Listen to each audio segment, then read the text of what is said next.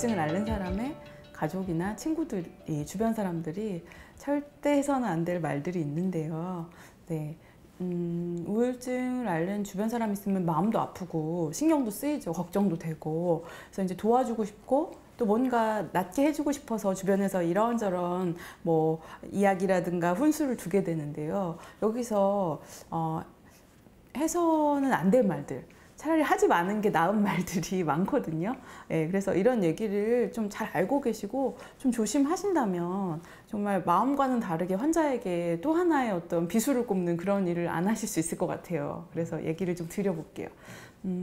일단 제일 첫 번째로 얘기할 수 있는 게, 우울하다고 하면 이제 누가 우울하다, 아, 우울증이래, 진단 받았어, 또는 뭐 우울증인 것 같아, 이런 얘기들이 있으면 걱정도 되고 옆에 가서 좀 얘기를 해주고 싶잖아요. 근데 이제 뭐 요즘 어떠니, 우울하니 이렇게 물어보다가 바로 금세 나오는 말이 이제 감정을 평가하거나 또 이제 비교하는 그런 말들이에요. 그러니까는 뭐 그 정도 갖고 우울하다 그래, 이런다거나 뭐 그 다음에 다른 사람은 더 우울하기도 하던데 라든가 나도 그거보다 더 힘들 때가 있었어 라든가, 그렇게 이 우울해하는 감정을 공감해 주기보다는 좀 이렇게 평가하거나 폄하하거나 하는 것들은 굉장히 안 좋죠. 그리고 네, 왜냐하면 사람의 우울이란 것이 굉장히 다양하고 정도도 다양하고 또 비슷한 정도의 우울증이라 해도 사람마다 우울을 경험하는 방식이나 느낌은 다르거든요. 그러니까 그걸 마치 다 안다는 듯이 얘기한다든가 또는 평가하고 폄하하기까지 하면 그 우울한 사람은 더더욱 외로움이나 몰이에 의한 상처를 받을 수가 있죠. 그리고 이제 또 중요한 거는, 이제 사람들이 문제를 공감을 충분히 하기도 전에 또 해결을 해주려고 하는, 너무 빨리 해결하려고 하는 그런 강박관념이 있잖아요. 그러다 보니까 여러 가지 해결책을 너무나 쉽게 제시를 해요. 뭐 밖에 나가서 햇볕을 쐬면 금세 기분이 좋아질 거야 라거나, 뭐 여행도 가고 쇼핑도 하고 그러도록 해, 뭐 이런다든가, 뭐 너 그러지 말고 뭐 나랑 같이 어디 저기 옆 동네 산책을 가자라든가, 좋은 말들이에요. 필요한 말들이긴 한데요. 그게 가능한 때와 상황이 있고 또 환자가 원할 때 하는 게 좋거든요. 그리고 또 마치 그런 일을 안 해서 환자가 우울하다는 듯이 또 비난하는 것처럼 들릴 수도 있어요. 우울이라는 거는 어떤 행동이라든가 미래에 대한 의욕이라든가 계획이라든가 기력 자체가 사라지는 상태이기 때문에 사실은 이런 얘기를 듣는다고 쉽게 마음이 움직이지도 않고 이런 거를 쉽게 할 수도 없거든요. 그런 얘기들이 굉장히 좀 헛되게 들리는 거죠.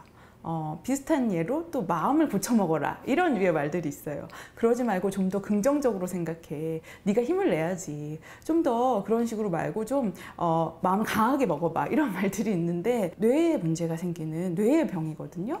그래서 뇌를 보호할 수 있는 약물도 먹어야 되고, 그리고 여러 가지 상담이라든가 환경 조절을 통해서 충분히 휴식할 수 있도록 해줘야 좋아지는 병인데, 여기에 대해서 의지의 문제다, 더욱 노력해라 라고 하는 거는 더 혹사당하고 더 나빠지라는 말과 사실 다르지 않아요. 그래서 그런 문제가 있고요. 그리고 이제 또 하나는 마치 환자의 불행이나 우울이 굉장히 이제 부담스럽고, 옆에서 보기에도 마치 내가 잘못한 것 같고, 또 마치 우리 가족이나 우리 친구들의 좀 이렇게 어떤 결함이거나 수치인 것 같고, 이걸 보고 있는 것 자체가 힘든 거죠. 그 마음은 당연히 이해합니다만, 그러므로 그걸 가지고 환자에게 종용하듯이, 체근하듯이 말하는 건 굉장히 좋지 않죠. 언제까지 치료해야 낫는 건데 너 그렇게 힘든다고 언제까지 이렇게 우울한 표정으로 있을 거야, 이런 얘기들은 정말 힘들어서 우울해진 사람에게 더 노력해서 빨리 나아라, 그것도 너를 위해서라기보다는 우리를 위해서, 이렇게 요청하는 것밖에 되지 않는 거죠. 사실 굉장한 압력이 되죠. 그래서 이런 성과주의적인, 결과주의적인 체근은 굉장히 환자에게 좋지 않고요. 또 하나의 스트레스로 작용을 합니다. 그리고 이제 제일 드리고 싶은 말씀, 마지막으로 어떤 우울한 분들이 상담 치료를 다니거나 또는 이제 정신건강의학과에서 약물 치료 및 상담 치료를 하게 되는데요. 여기에 대해서 이제 어디서 들은 카더라를 가지고 걱정과 우려의 말을 하는데, 이것이 사실은 좋지 않게 영향을 미칠 때가 많아요. 잘못된 정보로 뭐 우울증 약 그거 오래 먹으면 바보 되는 거 아니냐라든가, 머리 나빠지는 거 아니냐, 뭐 기록이 남아서 취직도 못 한다더라, 계속 물어보는 행위 자체가 이 환자의 불안을 더 증폭시키고 치료를 지속하지 못하게 하거든요. 근데 아시겠지만 우울증 치료라는 게 하루 이틀, 뭐 한 달, 두 달 가서 끝나는 게 아니라 아무리 짧아도 서너 달, 길게는 6개월에서 1년 동안 충분히 지속해야 재발까지 막을 수 있고 완쾌가 되는데 그 다니는 환자들에게 격려는 못 해줄 망정 여러 가지 그 해결되지 않는 의문들, 좀 근거가 없는 의문들을 이야기하고 정신과에 대한 편견을 확대 재생산하는 거는 정말로 좋지 않은 일이라고 할 수 있죠. 네. 정말 이 말씀을 꼭 드리고 싶었어요. 우울증, 네.